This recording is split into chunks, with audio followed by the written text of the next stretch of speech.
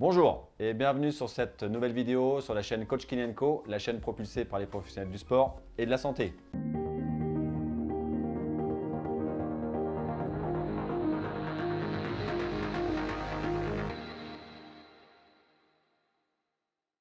Alors aujourd'hui, on va aborder la problématique de la capsulite d'épaule.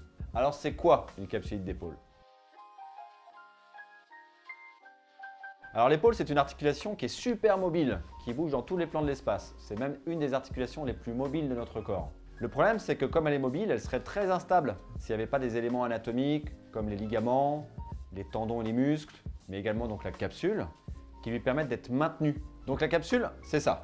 Alors la capsulite rétractile, c'est dans un premier temps une inflammation de cette capsule, puis une rétraction de cette capsule qui en fait permet à l'épaule d'être maintenue lors de ses mouvements.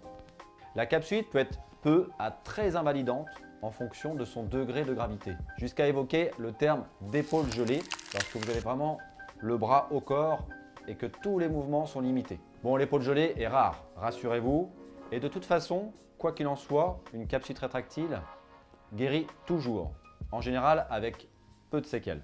Mais il va vous falloir être patient, car cela peut prendre de 6 à 24 mois, voire plus dans certains cas sévères, avec une bonne année en moyenne. Alors quels sont les symptômes évoquant une capsulite rétractile? Ce qui peut amener votre médecin à un diagnostic de capsulite, c'est l'apparition et l'aggravation de mouvements à votre épaule lors au départ de gestes de la vie de tous les jours ou sur des gestes brusques. Par exemple, se laver les cheveux. Alors ok, pas de remarques me concernant. Sinon, pour les femmes, agrafer son soutien-gorge. Vous aurez des douleurs fulgurantes, intenses, qui vont même irradier, vous porter au cœur parfois sur des mouvements anodins de la vie de tous les jours ou sur des gestes sportifs. Cette douleur va vous réveiller la nuit, vous empêcher de vous rendormir et vous ne pourrez plus progressivement vous coucher du côté de l'épaule incriminée. Alors les examens complémentaires se limitent en général à un bilan sanguin et une radio qui est normale. Alors pourquoi j'ai une capsulite? Alors tout le monde peut être concerné, surtout les femmes, en général entre 40 et 60 ans. C'est pour ça que parfois on parle d'une pathologie un peu périménopause. Les capsulites peuvent survenir à la suite d'une grande fatigue, d'un fond d'anxiété important, d'un stress, d'une agression mécanique comme une chute ou un bras qui aurait été tiré très fortement. Certaines capsulites apparaissent aussi lorsqu'il y a des grosses calcifications au niveau des tendons de la coiffe des rotateurs de l'épaule ou à la suite même d'un geste chirurgical. Alors comment va évoluer la capsulite rétractile de l'épaule? Vous entendrez parfois parler de 3 phases dans la capsulite rétractile. Une première phase où vous allez avoir l'inflammation importante, la douleur qui va être très aiguë, qui dure en général de 1 à 4 mois. La douleur diffuse parfois jusqu'au coude. Elle est présente au repos et lors de mouvements brusques comme on l'a évoqué, ce qui correspond à la forte inflammation du départ.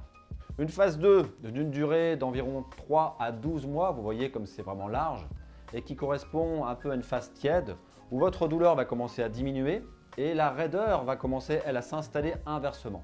Puis une troisième phase et dernière phase qui va durer de 6 à parfois plus de 12 mois, dite phase froide car il n'y a plus beaucoup de douleur et d'inflammation et la raideur va commencer à diminuer aussi lentement. C'est dans cette phase que vous allez récupérer les mouvements de votre épaule avec les exercices que vous ferez à la maison et avec l'aide de votre kiné préféré. Ok, alors on a une capsulite, mais qu'est-ce qu'on va faire alors?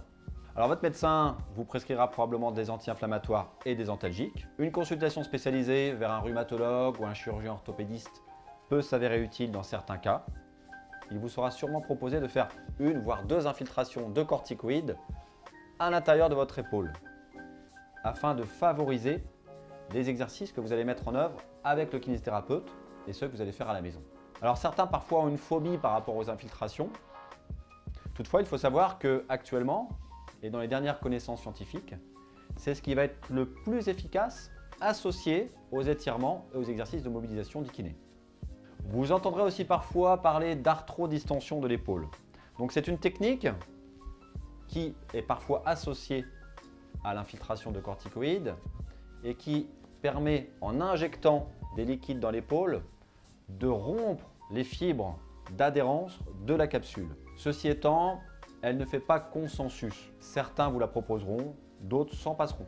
Ce sera peut-être aussi en fonction de la gravité de votre capsulite et du temps qu'elle mettra à sortir de cette phase 1. Quoi qu'il en soit, en général, les infiltrations se font dans les premières semaines d'apparition de la douleur.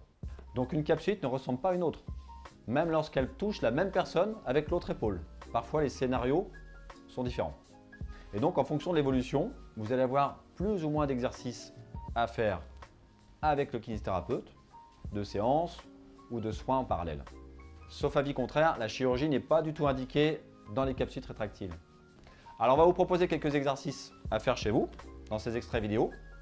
Vous trouverez toutes sortes d'informations sur le net qui pourront vous être utiles en parallèle des exercices qu'on va vous montrer. Alors, est-ce qu'il y a des séquelles? Même si vous avez mené une bonne rééducation, que vous avez fait sérieusement vos exercices, parfois, il peut y avoir des séquelles d'amplitude vraiment extrême dans les mouvements au maximum dans votre épaule.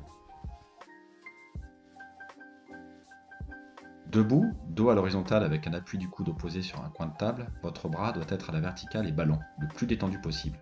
Faites des petits cercles et des mouvements d'avant en arrière à vide ou avec un poids de 1 à 3 kg, haltère ou bouteille d'eau par exemple, et pendant 1 à 2 minutes en prenant bien le temps pour que votre épaule soit la plus possible relâchée de toute tension musculaire.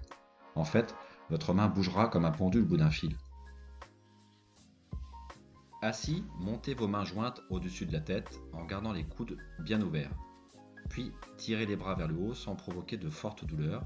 Maintenez l'étirement 5 secondes et redescendez sur le ventre sans freiner.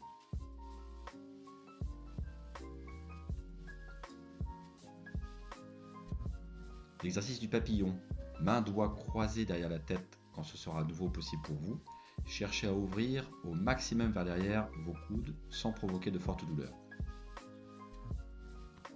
En position assise, face à une table, vous prenez une serviette ou un coussin que vous allez chercher à glisser le plus loin possible sur votre table en ajustant la hauteur et sans provoquer de douleur.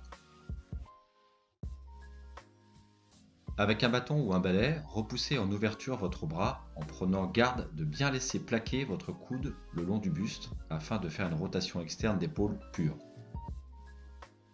Pour travailler la rotation interne, passez votre bâton dans le dos et aidez-vous de l'autre bras pour faire remonter la main le long du dos. Au début, vous ne pourrez guère toucher ne serait-ce que le haut des fesses ou le bas du dos. Mais là encore, vous allez progresser, rassurez-vous. Alors, merci d'avoir suivi cette courte vidéo. N'oubliez pas le coup de pouce, ça nous aidera, de vous abonner et les commentaires, on essaiera de vous répondre si c'est possible. Et à bientôt pour une prochaine vidéo sur Coach Kylian Co.